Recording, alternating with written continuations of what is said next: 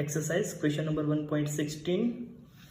What is the net flux of the uniform electric field of exercise 1.15 through a cube of side 20 cm oriented so that its face are parallel to the coordinate planes?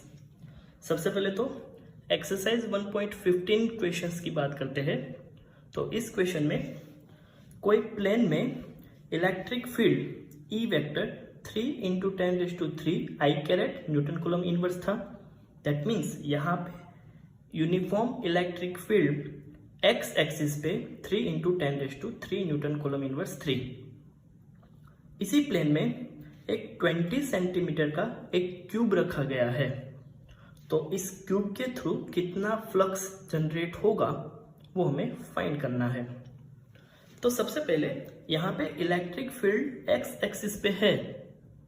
सो आगे की side, पीछे की side, top side and bottom side, ये सारी side का area vector electric field से perpendicular होगा।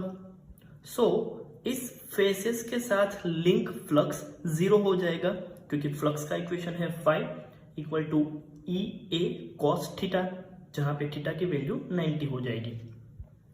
अगर हम left side and right side की बात करें तो इस क्यूब के लिए जितनी electric field lines left face में से अंदर एंटर होगी उतनी ही electric field lines right face में से बाहर निकलेगी।